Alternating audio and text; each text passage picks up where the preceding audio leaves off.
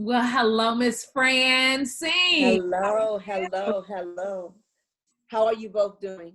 Good. How about you? How are you doing as well? Whew, I'm doing good. I'm not gonna complain. Yeah.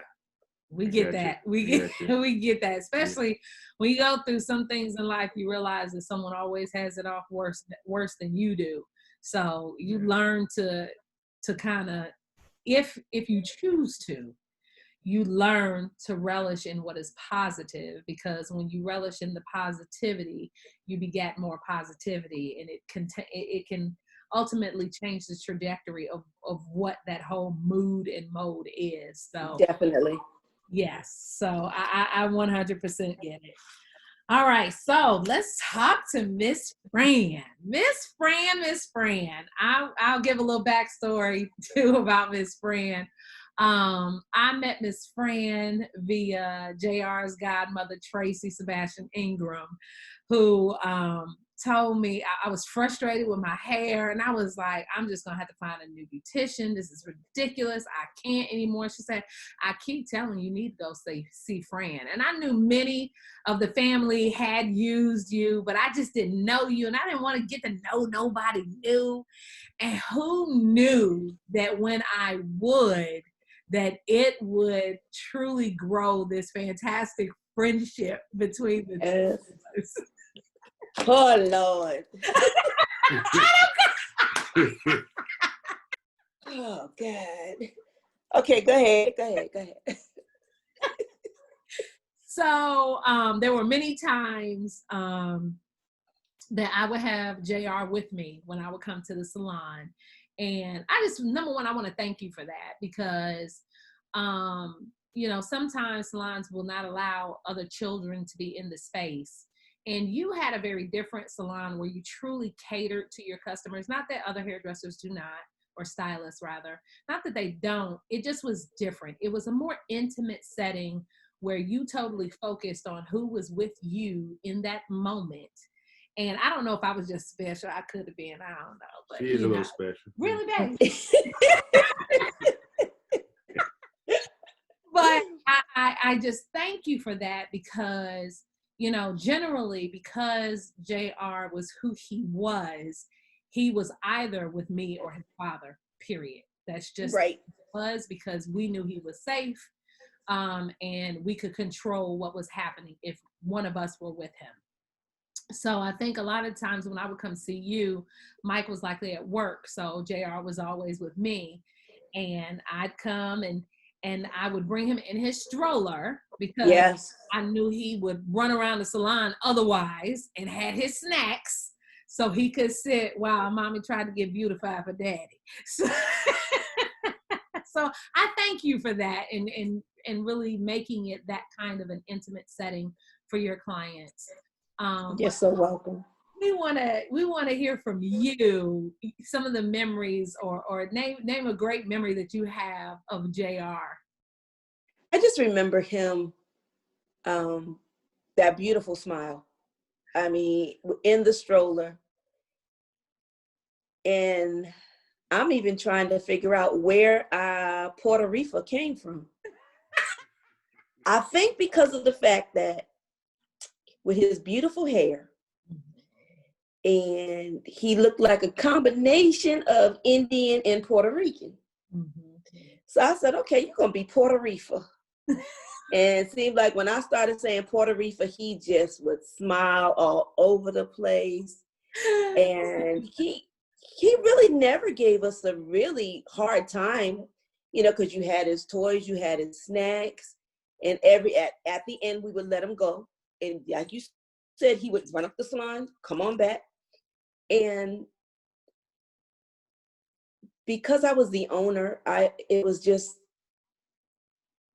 felt blessed that I could do that and not have to worry about anybody saying, well, children are not allowed, or he can't do that, or he can't be here, or why is she bringing him? And very seldom do I ever remember you coming in without him. Mm-hmm. Because I looked for, when you came, Puerto Rico was coming. And then I would get my hugs and my kisses, and you be rolling up the street with the stroller. And that was valuable time. It was. I mean, I really cherish those times, and you just don't realize how much somebody means to you and the impact. Oh, Jesus, Lord, have mercy. It's The impact of that little child.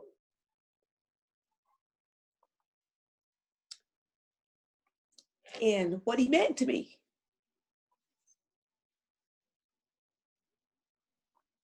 Yeah, we get that, and I will just drop this here in alignment to what we're doing right now. And this is JR's 19th birthday, and we decided to give back with hashtag Impact 19, where we chose 15 people that were very much of an impact on him or our family as a whole, that we wanted to reach out to and celebrate his life and keep his legacy alive and keep his memory going, which was very important to us. And you were that. And I came to you every week. So it was a regular regimen, it was a regular regimen until, your husband, Bertram, walked in the door and stole you and moved you away from us.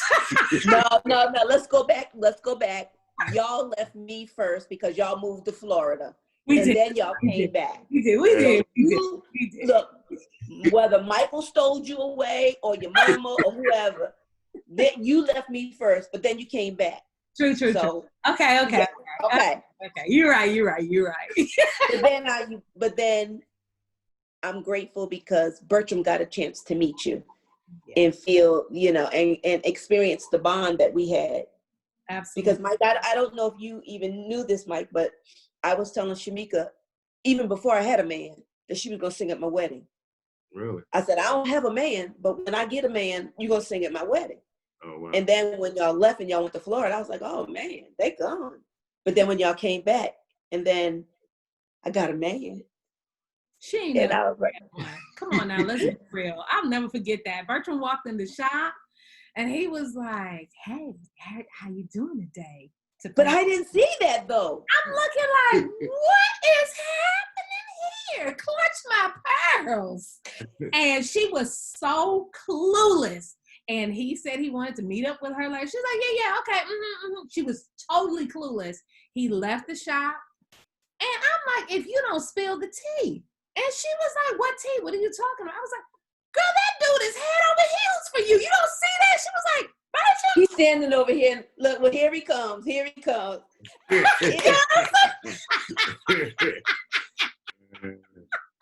Yes. That day it was you and Mama Sarah. Yes. And Mama Sarah said the same.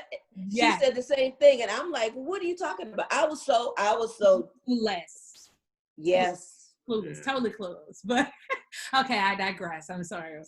That's okay. We both did. But something else I wanted to share that was huge. Oh, this just came back. When we lost JR in the middle of trying to drop Micah off at Delaware State University, we then had to find a hotel room in Delaware because now we needed to figure out what was happening. How were we going to get him through the process of interment and his homegoing service and all this kind of stuff? I remember I shared throughout this Impact 19 that a lot of things we don't remember because we were in the throes of it. And so we don't remember some things, but it just came to me literally. Michael and I were in the hotel room. We hadn't eaten all day, had no intentions on eating. We had absolutely no appetite. I think, was it like 3 days we didn't eat? 2 or 3, yes. Yeah, 2 or 3 days we did not eat at all. Like, we're not interested. And I was sitting in the hotel room, and of course my phone had been blowing up with text messages and so forth. But I saw this text. Now, there were select people, and no shade to anybody who reached out to us. We appreciate everyone, and I hope that I did get back to everyone. But when your text came through, I needed to see what you had to say. Why? I needed to see what you had to say because I knew you were going to give me a word from God. that was going to hold me in that moment. I knew you were going to give me a word from God that was going to say, it's going to be okay. Even though in this moment, I don't feel like it will ever be okay. Like there's nothing okay about this. I'm stuck. Is this what my life looks like now? Hauled up in a hotel with my husband for the rest of my life. That's how I felt in that moment. And I just appreciate for you. And then fast forward at JR's homegoing service, you gave me a bag. And I was like, Fran, what is this? He was like, when you get a moment, don't look right now. Just when you get a moment, when you get back to the house. And I'm like, okay. And I pulled it out when I got home, and it was a journal. And I was like, wow, because you wanted me to be able to express and get out what I was going through in my own way with grief. You knew I was a musician in my former life. So being a vocalist, being a writer, I could go to that. And I appreciate you for that. And I kind of just wanted to know, what were your thoughts in that moment with putting that together? I know journaling had really gotten me through. I've been journaling, I think since 1980 something. Wow. And I have over 20 something journals. And it's a lot of times you think about, you might not know what to say, but you just got to put something down. And I know it's a form of therapy. Some people like it, some people don't like it. For me, it was really helpful for when I was going through things. So I was like, okay, there's going to be a time when she's going to need to just write something down. She might not be able to tell it to Mike. She might not be able to say it to the kids or anybody else. But this way she can get her thoughts out. And that's why I was like, okay, what can I do? What can I give her? Because I knew you were being pulled every which way but loose because of the fact that, people loved you. And not only did they love you, they loved him. And it was just such a devastating and tragic time that even though, you didn't think you were going to make it through, I don't know if we thought we were going to make it through. And I know I wanted to be there. And I told Bertram, I said, look, we got to go back to Connecticut. Uh-oh. I'm sorry. People trying to call me. He's the one that showed me the message. He said, have you talked to Shamika? And that's how I found out about Mike's, JR's passing. And I just knew I had to do something. I knew I had to be there. I knew I had to do something for you. Just so you could, it wasn't even about me. It was something that you and God, you could just express your feelings, because I knew you as a mother and how you loved your children, that you had to get it out. And I didn't want you to keep that in. And I just needed to, okay, put it to pen and paper, whether you sing about it. And the one thing that really inspired me is when you got up and you sang.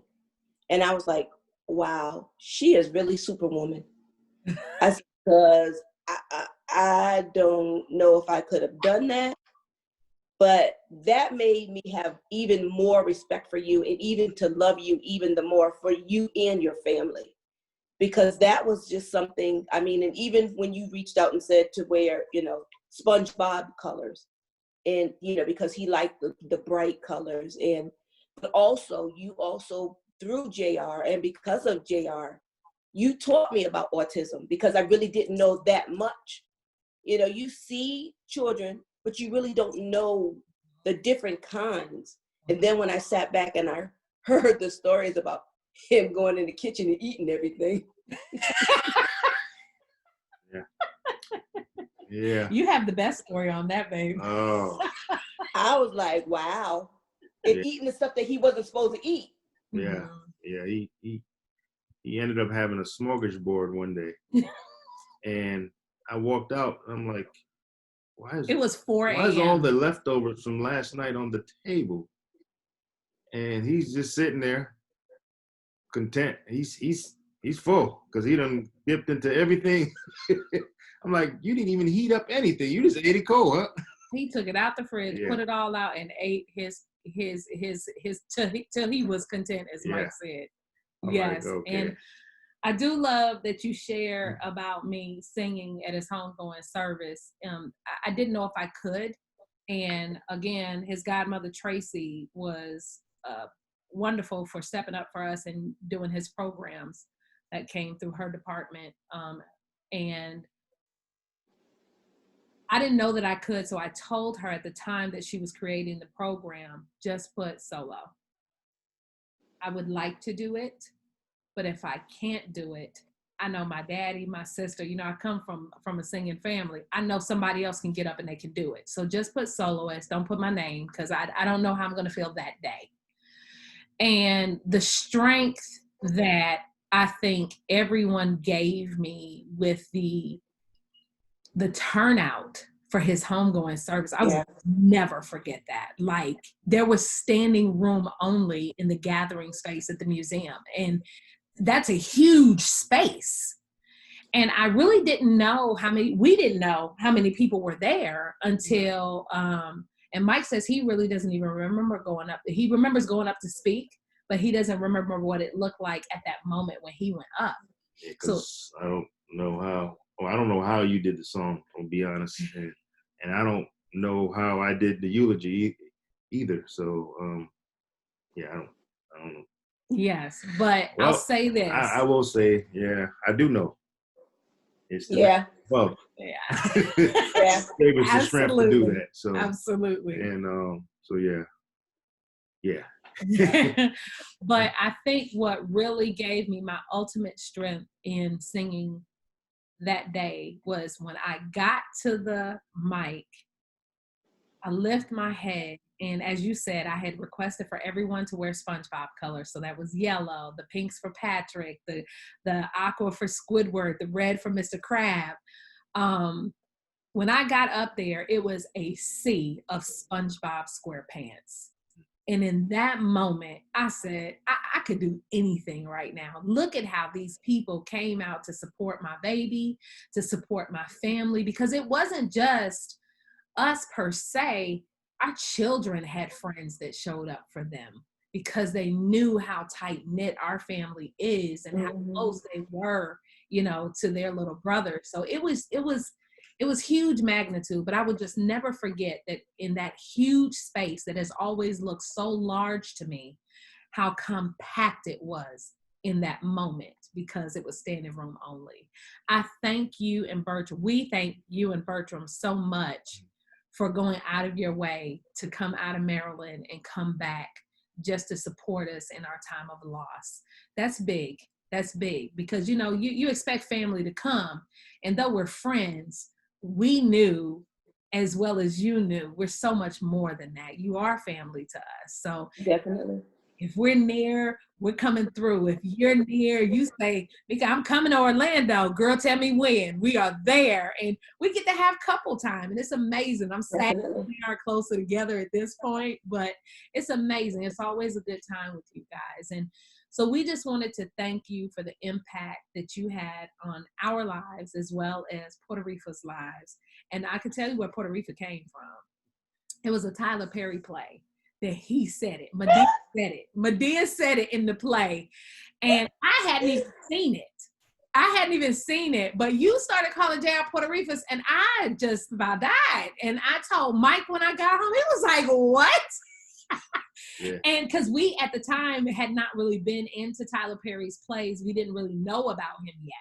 And so when we got into it, we started watching the plays, I saw it and I was like, that Francine should have known. So again, we thank you for being a part of our hashtag Impact 19 project. As someone who has impacted our family, we will be sending you one of our foundation t-shirts. Thank you. So that I love it. Rock it proudly with. Can I cut it up? You can do whatever you want, sweetie. Yes. You know when I cut it, you look when I cut it up, you know I got to model it and take a picture, right? I would love for you to. We would be honored. Now, don't get mad if people reach out to you and say, "I'm sending you my shirt. Cut mine up too." No. That's between me and Puerto Rico. No, no, sorry. But thank you so much, Fran, for taking time out of your schedule to meet with us, to be able to share and reminisce about JR on his 19th birthday.